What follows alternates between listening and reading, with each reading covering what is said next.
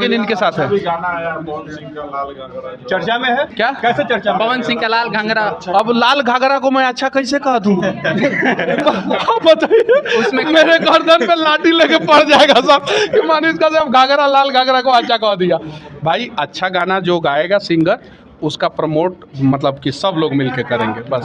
चलिए उसको भी प्रमोट किया गया है तभी आप और हम नाम जान रहे हैं। मीडिया प्रेस कॉन्फ्रेंस अगर कवरेज मिला है तभी नाम जान रहे हैं। और दूसरी बात कि अच्छे चीज़ों को प्रमोशन की जरूरत नहीं होता है। मनीष कश्यप को कोई प्रमोशन करके यहाँ तक नहीं लाया है। मनीष कश्यप खुद धूल फाके हैं, काम किए हैं, तब यहाँ पे आज हम और आप जो है इनका कैमरा में रिकॉर्ड कर रहे हैं। तो अच्छे चीज़ों को जो है प्रमोट की जरूरत नहीं होता है। दूसरा सवाल क्या था आपका? एक लास्ट सच्चाई ये है कि उसका सच क्या है जो आप लोग पकड़ के, आप थे रवि भाई थे, बुलेट राजा के इंटरव्यू किए थे जो वायरल हुआ था, सब मन से आप लोग को इंटरव्यू दो तरह से होता है। जब बुलेट भाई का हमने इंटरव्यू किया तो रात के 1 बज रहे थे। उसने बुलाया, कहा कि भैया टाइम बहुत कम है, एक ही बार में सब लोग ले लीजिए। तो हम और रवि थे, एक साथ बैठ गए, ले लिए। दूसरी बात यह कि बुलेट वहाँ छोटा भाई था हमारा और अभी भी है, और छोटा भाई होने के नाते हम लोग बहुत प्यार से ऐसे करके जो है इंटरव्यू कर रहे हैं। तो ऐसे हाथ करके इंटरव्यू करने का मतलब गलत है। कहाँ पे लिखा हुआ है हमको दिखा दीजिए, हम मीडिया से संन्यास ले लेंगे।